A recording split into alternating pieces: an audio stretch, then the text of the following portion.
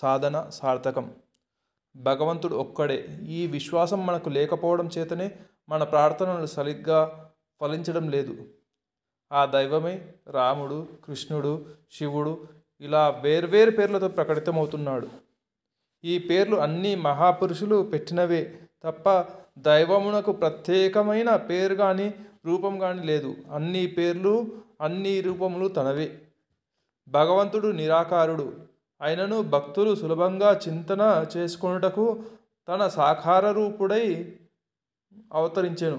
కనుక మనం భగవంతుని యందు భేదములు ఎంచక బుద్ధిని భగవంతుని ఏదో ఒక రూపము యందు స్థిరం చేసుకొని ఆ రూపము నామము జపం చేయుట ఉత్తమం. చిత్తశుద్ధితో ఏ రూపము ధ్యానించినా ఏ నామమును స్మరించినా ఆ ఒక్క భగవంతునికే చెందుతుంది. ముందు అది మనకు అవగతం అవ్వాలి. ఫలితం కూడా ఆ ఒక్క భగవంతుడే ఇస్తుంటాడు. ఈ విషయంలో అజ్ఞానానికి సందేహానికి తావు లేకుండా చూసుకోవాలి.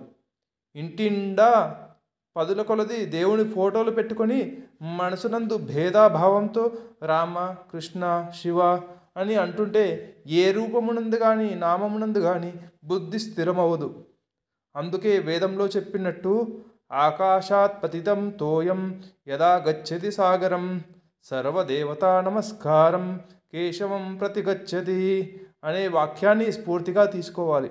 అలాగే అన్నమాచార్య చెప్పినట్టు చెట్టు మొదలును విడిచి మరిచి కొమ్మలకు నీరు పోయనేలా అన్నట్టు మూల పురుషుణ్ణి మరిచి అందరినీ ఆరాధిస్తే చిత్తము స్థిరముగా నిలవదు.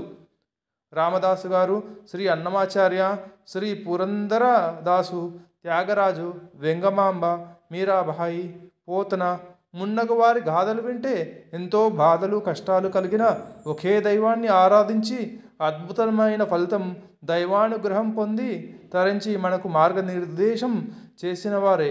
అందుకే వారిని ఆదర్శంగా తీసుకొని శ్రీమన్నారాయణ్ణి శరణం చొచ్చి ప్రార్థన ఫలితాన్ని పొందుదాం. చిత్తం చంచలం చేసుకుంటే దాని ఫలితంగా ప్రార్థనలు పెద్దగా ఫలించవు, అనుగ్రహము దొరకదు. కాబట్టి సర్వధర్మాన్ పరిత్యజ్య మమేకం శరణం వ్రజ అహం త్వా సర్వ పాపేభ్యో మోక్షయిష్యామి మా శుచః అని గీతలో శ్రీకృష్ణ భగవానుడు చెప్పినట్టు అతనినే శరణుజొచ్చి సర్వభారం వేస్తే అన్నీ తానై అన్ని వేళలా అన్ని ప్రతిబంధకముల నుండి విడిపిస్తాడు అని చెప్పిన హామీని నమ్మి సత్ఫలితాలు పొందాలి. శరీరంలో ఏ అవయవాన్ని తాకినా వ్యక్తిని తాకినట్టే వ్యక్తి స్పందిస్తాడు తప్ప అవయవం స్పందించదు కదా. ఈ శరీరంలో నువ్వు ఉండే చోటేది, నీ ఉనికికి కేంద్రమేది అని వ్యక్తిని ప్రశ్నిస్తే తన ఉనికిని ఈ శరీరమంతా వ్యాపించి ఉంది అని వివరిస్తాడు. 6 అడుగుల ఎత్తు 80 కిలోల బరువు ఉన్న దేహంలోనే వ్యక్తి అంతటా వ్యాపించి ఉన్నప్పుడు అఖిలాండ కోటి బ్రహ్మాండ నాయకుడైన పరమాత్మ సర్వంతర్యామిగా ఈ ప్రకృతిలో అంతటా వ్యాపించి ఉండడంలో అతిశయోక్తి లేదు. అన్నీ తానే అయినప్పుడు దేనిని పూజించినా దానికి ఆయన స్పందించడంలో ఆశ్చర్యమేమీ లేదు. విగ్రహాన్ని పూజిస్తే పరమాత్మని పూజించడమే అవుతుంది.